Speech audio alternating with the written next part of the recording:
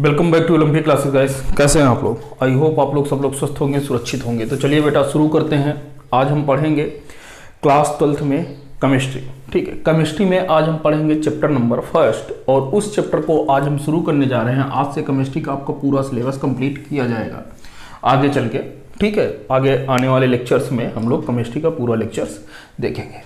तो देखिए बेटा यहाँ पर क्या है, हम लोग आज क्या पढ़ेंगे? आज पढ़ेंगे केमिस्ट्री में क्लास 12th के लिए केमिस्ट्री में पढ़ेंगे सॉलिड स्टेट। क्या पढ़ेंगे? Solid state. इसको बेटा हिंदी में कहते हैं ठोस अवस्था। क्या कहते हैं बेटा?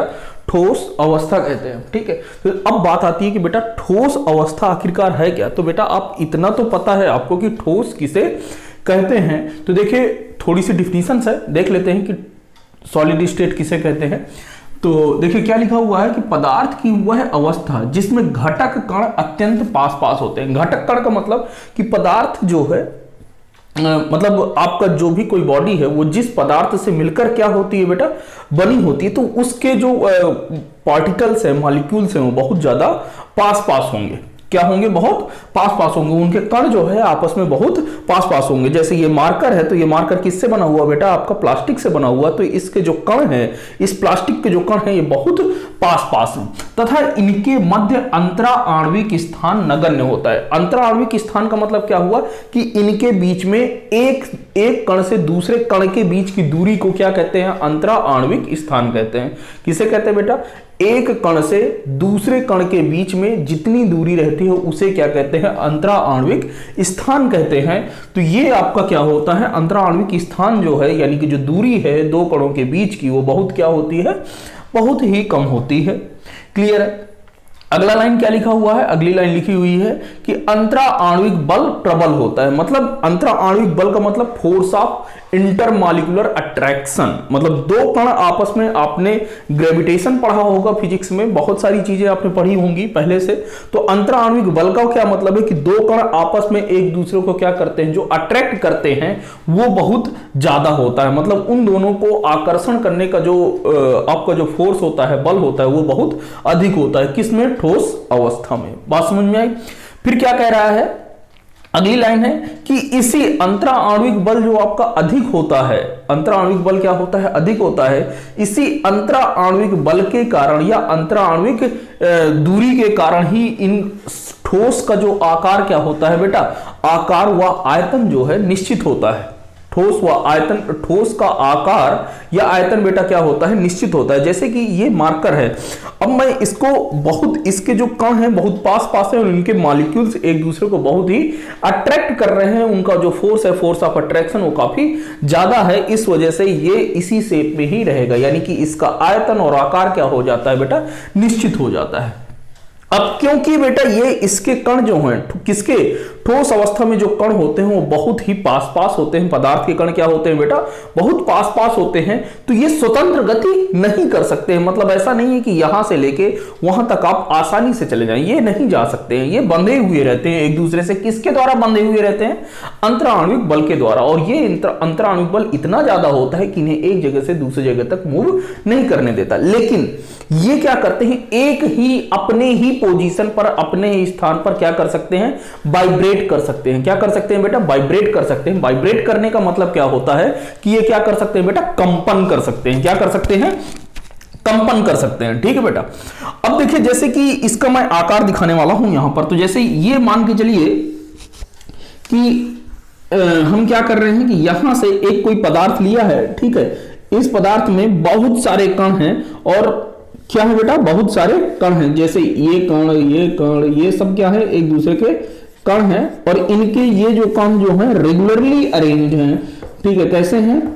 बहुत ही पास पास हैं। इनके बीच में आकर्षण बल बहुत अधिक है और ये जो है इनके बीच की जो दूरी है, इंटरमॉलिक्यूलर जो डिस्टेंस है, वो क्या है? वो बहुत कम है। ठीक है, तो ये ऐसे हम सॉलिड को दिखा सकते हैं कि इनके कण जो है बहुत पास पास है, इनके कणों के बीच की दूरी बहुत नगण्य है, ये इनका फोर्स बहुत अधिक है। और ये क्या कर सकते हैं कि ये इनके जो मॉलिक्यूल्स हैं, ये मॉलिक्यूल्स के जो क्या होते हैं आपका फ्री नहीं होते हैं, फ्रीली रूप से मोशन नहीं कर सकते हैं, गति नहीं कर सकते हैं। लेकिन हाँ, ये क्या कर सकते हैं, ये अपने ही अक्ष पर, अपने ही अक्ष का मतलब क्या है कि अपनी ही पोजीशन पर, जिस स्थिति पर हैं वो, उस स्थिति पर क्या करेंगे, कंपन करेंगे। क्लियर हुआ? अब जिस हिसाब से ये अरेंज है, उस आधार पर सॉलिड स्टेट को यानी ठोस को दो भागों में बांटा गया है बेटा। कितने भागों में बांटा गया है? दो भागों में। ठोस को दो भागों में बांटा गया है। घटक कणों की व्यवस्था के आधार पर ठोस को दो वर्गों में विभाजित किया गया है। क्लियर बेटा? पहला है क्रिस्टलाइन। क्रिस्टलाइन सॉलिड को हम एनाइसोट्रॉपिक भी कहते हैं। एनाइसोट्रॉपिक का मतलब होता है विषमदैशिक। हिंदी में क्या कहते हैं बेटा? विषमदैशिक, जो मतलब प्रत्येक दिशा में हो। विषमदैशिक का मतलब ये है, ठीक है। और इसका क्या मतलब है? क्रिस्टलीय ठोस। क्रिस्टलाइन सॉलिड का जो हिंदी है वो क्या है? क्रिस्टलीय ठोस है। अभी हम आगे देखेंगे कि बेसिकली ये क्या होता है। दूसरा बेटा एमॉर्फस। एमॉर्फस को हम लोग क्या कहते हैं? आइसोट्रॉपिक भी कहते हैं, स्यूडो सॉलिड भी कहते हैं, सुपर कूल्ड लिक्विड भी कहते हैं, नॉन क्रिस्टल सॉलिड भी कहते हैं। क्या कहते हैं? नॉन क्रिस्टल सॉलिड भी कहते हैं। और इसे हिंदी में क्या कहते हैं? अक्रिस्टलीय ठोस कहते हैं। ठीक है बेटा, तो इसको आप नोट करिए, फिर हम आगे देखते हैं। नोट करिए तब तक। चलिए बेटा, तो अब समझते हैं कि क्रिस्टलाइन सॉलिड किसे कहते हैं।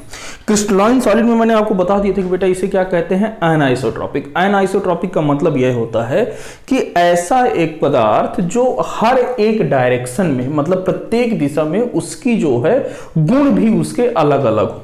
ठीक है, बात समझ में आ रही है कि आपके प्रत्येक दिशा में उसके गुण भी कैसे हों, भिन्न भिन्न हों, उन्हें क्या कहते हैं हम?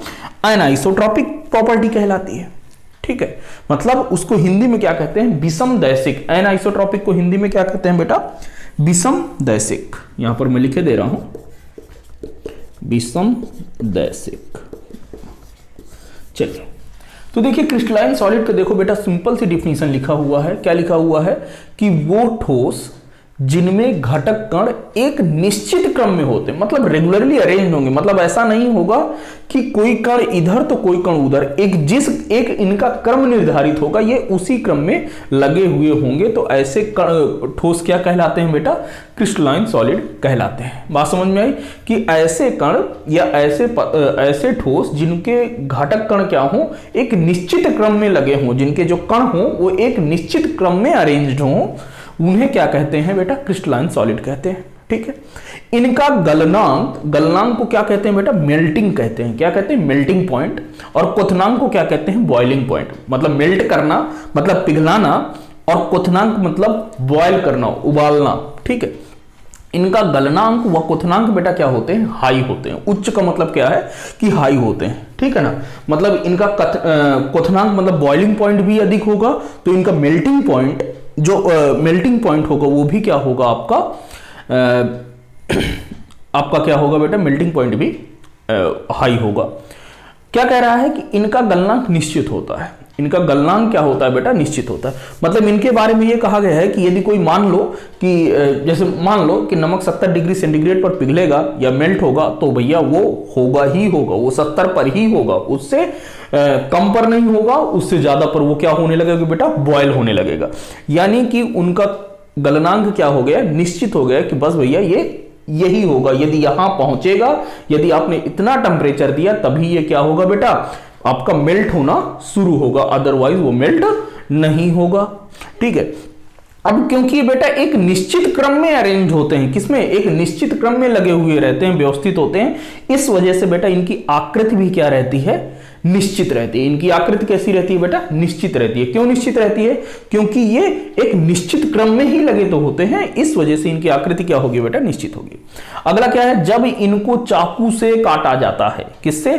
चाकू से काटा जाता है, तो इनकी सतहें चिकनी तथा सपाट होती हैं।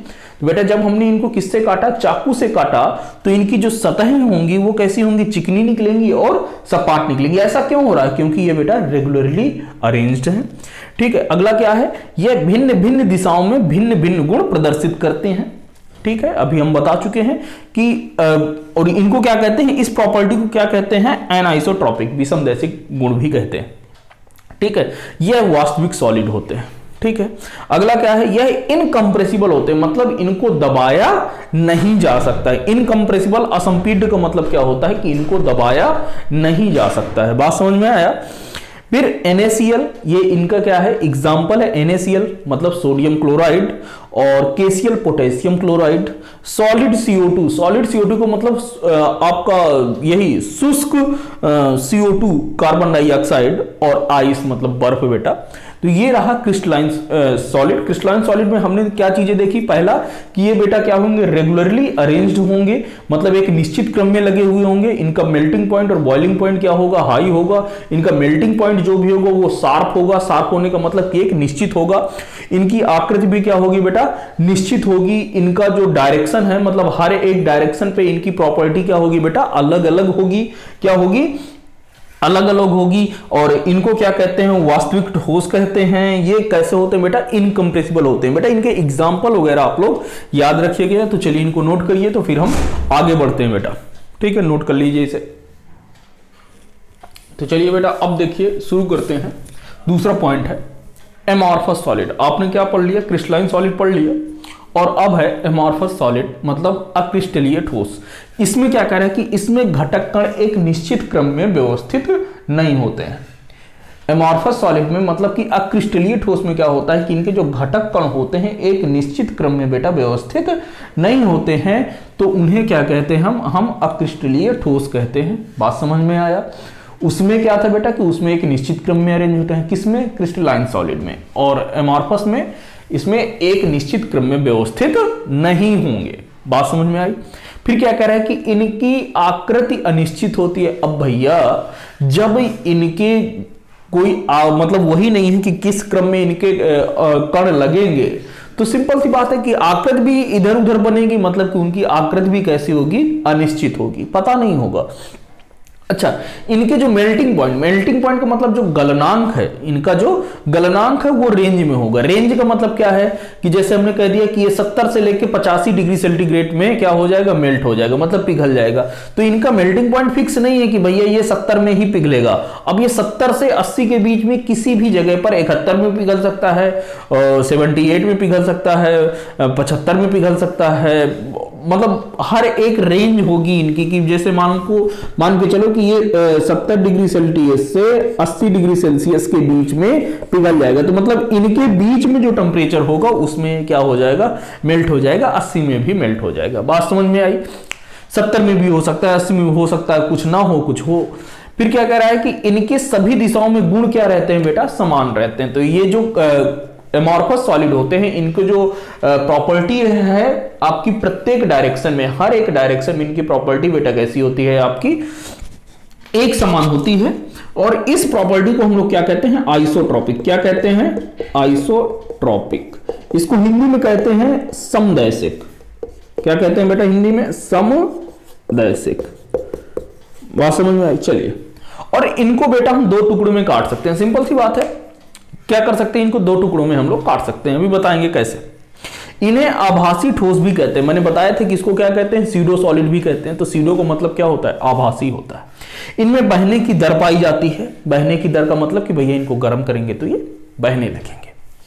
ठीक है, और ये वैसे भी बह सकते हैं, जैसे रबर क्या है, आपका अक्रिस्टलीय ठोस है, और ये क्या होती है, बहने लगती है अपने आप बिना मेल्ट किए हुए। गर्मी में देखो तो जो आप क्या बोलते हैं, जो पैसे में जो वो आप रबर लगाते हैं तो धीरे धीरे उस पर क्या होता है, चिपक जाती है, वो धीरे धीरे बहने लगती है। तो उसी को क्या कहते हैं, रेट ऑफ फ्लो पाया जाता है। बात समझ में आई। अच्छा, यहां पर एक चीज ध्यान देना, मैंने शायद वहां पर नहीं लिखा है, आपका जो क्रिस्टलीय ठोस होता है, क्या होता है, क्रिस्टलीय ठोस, यानी कि आपका क्रिस्टलाइन सॉलिड होता है, उसमें भी SiO2 होता है। लेकिन वहां पर जो SiO2 होता है वो किसके लिए है, क्वार्ट्ज के लिए। किसके लिए बेटा, क्वार्ट्ज के लिए। लेकिन ध्यान देना यहां पर ये किसके लिए है, ये आपका SiO2 ग्लास के लिए। किसके लिए, ग्लास। मतलब इसका जो एग्जाम्पल होगा, ग्लास है, रबर है, प्लास्टिक है, मोम है, ये सब है। ठीक है ना। तो चलिए बेटा नोट करिए, तो फिर आगे बढ़ते हैं। तो अब बेटा, अब आपसे जो है एग्जाम में बोर्ड लेवल पर बेसिकली आपसे ये पूछता है कि आप एमॉर्फस और क्रिस्टलाइन सॉलिड में क्या लिखें, अंतर लिखें। क्या लिखें? अंतर लिखें। तो देखो बेटा, जो मैंने करवाया है आप वही लिख सकते हो, लेकिन अंतर लिखना कैसे सही होता है ये तो आपको पता है। एक तरफ आप क्या लिख सकते हो, क्रिस्टलाइन सॉलिड, और एक तरफ आप क्या लिख सकते हो, एमॉर्फस सॉलिड।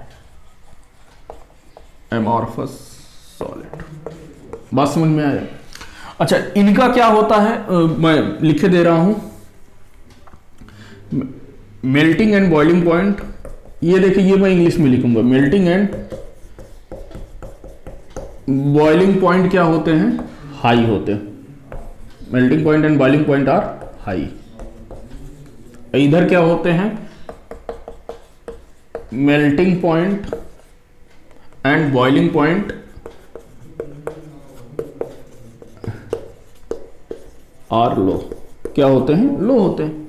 फिर इधर क्या होता है, इनका जो मतलब इनका मेल्टिंग पॉइंट शार्प होता है। Sharp melting point. Sharp melting point का क्या मतलब है, शार्प मेल्टिंग पॉइंट का मतलब बेटा ये है कि इनका क्या होगा, एक निश्चित होगा है? और इधर क्या होगा, having range of melting point. Having range of melting point.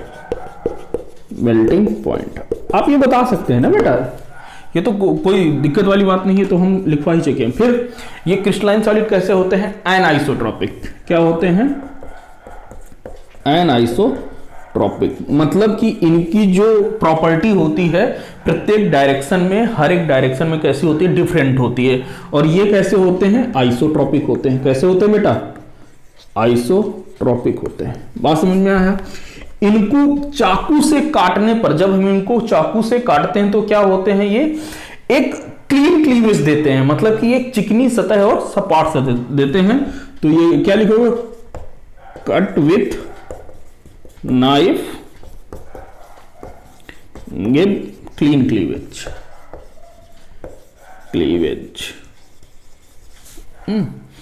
और इनको आप काटोगे तो ये क्या हो जाएंगे, ये दो भागों में ब्रेक हो जाएंगे। Cut with knife, cut with knife, cut with knife having two part. ये दो पार्ट में बेटा क्या हो जाएंगे, टूट जाएंगे अलग अलग भागों में। ठीक है। और इनका और क्या होता है, इनका जो आकृति होती है, जो आपका जो इनका शेप क्या होता है, शेप कैसा होता है आपका, रेगुलर होता है। कैसा होता है, रेगुलर। मतलब एक आपका इनका जो क्या होगा, निश्चित आकार होगा। और इनका क्या होगा, इनका जो शेप होगा वो कैसा होगा, इर्रेगुलर होगा। Shape irregular. ठीक है। और अगला क्या है बेटा, अगला आपका ये है कि आप क्या कर सकते हो कि इनका जो एग्जाम्पल है चाहो तो आप इनका एग्जाम्पल लिख सकते हो। क्या लिख सकते हो बेटा, एग्जाम्पल। तो एग्जाम्पल में मैं जैसे लिख दूं क्वाड, जैसे यहां पर नहीं लिखा था तो मैं इसको क्वाड्स किए दे रहा हूं। क्वाड्स का भी SiO2 होता है। ठीक है, NaCl है। और आप सॉलिड CO2 ETC। इसमें क्या है, रबर। इनका जो एग्जाम्पल है, रबर, पेपर, चारकोल, और आप ग्लास। अच्छा, इसमें आप ये सुक्रोज भी आता है। ठीक है ना, ध्यान देना, क्या आता है, सुक्रोज भी उसी में आता है। किसमें, क्रिस्टलाइन में। ठीक है। तो ये सब क्या है, इनके एग्जाम्पल हैं। तो आप ऐसे जो है आप उनका डिफरेंशिएट कर सकते हो। ठीक। तो आई होप आज के लिए हम इतना ही रहने देते हैं। ठीक है। आज हमने क्या पढ़ा कि सॉलिड किसे कहते हैं और आपके सॉलिड को कितने भागों में बांटा गया है। तो बेसिकली बेटा फिर से रिवीजन कर लेते हैं कि हमने क्या पढ़ा। हमने पढ़ा कि सॉलिड किसे कहते हैं। तो बेटा सॉलिड में हमने क्या पढ़ा, हमने ये पढ़ा कि सॉलिड आपका क्या होता है, एक रेगुलरली अरेंजमेंट होते हैं। ये आराम से, मतलब कैसे होते हैं, इनके जो मॉलिक्यूल्स होते हैं वो बहुत पास पास होते हैं और मतलब इनका जो अंतराणु जो स्थान होता है वो नगण्य होता है और इनके बीच में जो force of attraction molecular force लगता है वो क्या होता है, बहुत अधिक होता है। इस वजह से इनके आकार और आयतन क्या होते हैं, निश्चित होते हैं। ठीक है, इनके पास मेल्टिंग पॉइंट और बॉइलिंग पॉइंट भी होता है। ये सब सारी चीजें हमने देखा। फिर ये देखा कि अरेंजमेंट के आधार पर, किसके, मॉलिक्यूल्स के अरेंजमेंट के आधार पर हमने सॉलिड को दो भागों में बांटा। कितने भागों में बांटा बेटा, दो भागों में बांटा, एक एमॉर्फस और एक आपका क्रिस्टलाइन। क्रिस्टलाइन सॉलिड उसे कहते हैं जिसका क्या होता है कि मतलब रेगुलरली, जिसमें क्या हो, जिसमें मॉलिक्यूल्स जो हैं, जो एटम जो हैं वो कैसे हो, मॉलिक्यूल्स जो हैं एक रेगुलर शेप में अरेंजमेंट हो। जब रेगुलरली फिट होंगे, अरेंज होंगे, तो इस वजह से उनका क्या होगा कि उनका शेप भी कैसा होगा, निश्चित होगी, आकार और आयतन क्या होंगे, निश्चित होंगे। फिर क्रिस्टलाइन में क्या होता है कि उनके मेल्टिंग पॉइंट और बॉइलिंग पॉइंट क्या होते हैं, अधिक होते हैं। शार्प मेल्टिंग पॉइंट होता है, एनाइसोट्रॉपिक होता है, मतलब एनाइसोट्रॉपिक प्रॉपर्टी शो करते हैं। इसका मतलब क्या हुआ कि ये हर एक दिशा में इनकी प्रॉपर्टी क्या होती है बेटा, अलग अलग होती है। ठीक है, इनको चाकू से काटोगे तो ये क्लीन क्लीवेज देंगे, इनको चाकू से काटोगे तो क्लीन क्लीवेज नहीं देंगे। बात समझ में, मैं किसकी बात कर रहा हूं, एमॉर्फस में पहुंच गए, सॉरी। और फिर वही है कि इनके एग्जाम्पल क्वार्ट्ज है, NaCl है, सॉलिड CO2 है और आपका सीजियम क्लोराइड है। ये सब सारे यही क्या है, इनके एग्जाम्पल हैं। एमॉर्फस सॉलिड में पहुंचते हैं तो मेल्टिंग पॉइंट का इनका क्या होता है कि ये कैसे होते हैं, इनका जो है रेगुलरली अरेंज्ड नहीं होते हैं। ठीक है, ये मतलब अलग अलग तरीके से, कोई मॉलिक्यूल्स यहां होगा तो कोई मॉलिक्यूल्स यहां होगा, ये रेगुलरली अरेंज्ड नहीं होते हैं। बात समझ में आया, इनका इसी वजह से इनका बॉइलिंग पॉइंट और मेल्टिंग पॉइंट भी क्या होता है, लो होता है। इनका जो है रेगुलर शेप नहीं होती है और इनको जब आप चाकू से काटोगे तो दो भागों में कटेंगे और इनका जो बॉइलिंग पॉइंट का या मेल्टिंग पॉइंट कह लीजिए तो इनका जो रेंज में पाया जाता है कि मतलब इससे से इसके बीच में होगा। इनमें शार्प मेल्टिंग पॉइंट नहीं पाया जाता। शार्प मेल्टिंग पॉइंट का मतलब मैं आपको बता दिया हूं कि भैया ये उसी पर मेल्ट होगा, अदरवाइज नहीं होगा। बाकी तो सब यही है कि ये इनका एग्जाम्पल क्या है, रबर है, पेपर है, चारकोल है, ग्लास है। तो चलिए बेटा, आज के लिए इतना ही। हम लोग कल इसके आगे का पार्ट पढ़ेंगे कि क्रिस्टलाइन जो ठोस होते हैं इनको कितने भागों में हम लोगों ने बांटा है, क्रिस्टल को कितने भागों में हमने तोड़ा है। बेसिकली 4 होते हैं, तो कल हम वो 4 देखेंगे और उसी के आधार पर और आगे जो भी टॉपिक होंगे उनको हम लोग क्या करेंगे, डिस्कस करेंगे। तो बेटा, यदि अभी तक आपने चैनल को सब्सक्राइब नहीं किया है तो प्लीज चैनल को जरूर सब्सक्राइब कर लीजिए ताकि आपको समय पर नोटिफिकेशन मिल जाए। क्योंकि देखिए यहाँ पर से अब आज की डेट से इसमें रेगुलर जो है आपकी क्लासेस पढ़ेंगी, लेक्चर्स पढ़ेंगे, तो आप उनको यदि आप हमारे साथ साथ ही कंप्लीट करते रहेंगे तो आपके लिए अच्छा होगा। बहुत सारे लड़कों के कमेंट्स आए थे कि सर मतलब आप जो है केमिस्ट्री का शुरू कीजिए, तो हमने थोड़ा सा टाइम लिया लेकिन शुरू कर दिया है। तो अब इसे लेकर आगे तक चलेंगे और बोर्ड पेपर हम लोग देखेंगे और बोर्ड ही क्या, हम लोग जेईई मेंस और एडवांस वगैरह भी टच करेंगे। आप जब क्वेश्चन करेंगे तब आपको पता चलेगा कि हम यहाँ से क्या सीख रहे हैं। ठीक है, और आपके जितने भी दोस्त हैं उनके साथ शेयर कीजिए, सब्सक्राइब कीजिए और आगे बढ़ते रहिए। ठीक है, एक चैनल है आपका इसमें टेलीग्राम में, यदि आपने इसे नहीं नोट किया हो तो नोट कर लीजिए। आई होप स्क्रीनशॉट ले लीजिएगा। और एक टेलीग्राम पे चैनल है, उसका नाम क्या है, Olympia classes, Olympia classes physics and chemistry, physics and chemistry. आप इसको जरूर सब्सक्राइब कर लीजिएगा क्योंकि मैं इस पर मैं क्या देता हूं, आपको सीटें प्रोवाइड कराता हूं। क्या प्रोवाइड कराता हूं, सीटें प्रोवाइड कराता हूं। ये आपका टेलीग्राम चैनल है, टेलीग्राम चैनल है, वहां पर आपके प्रैक्टिस सेट वगैरह रहते हैं, आप उनको सॉल्व कर सकते हैं। ठीक है, इसके अलावा बहुत सारी चीज़ें हैं। आप व्हाट्सअप नंबर मेरा ले सकते हैं, जो व्हाट्सअप नंबर है वो मेरा 7376704700, इस पर आप मुझे व्हाट्सअप कर सकते हैं। ठीक है, तो चलिए बेटा, मिलते हैं आपसे अगले लेक्चर में। Thank you very much.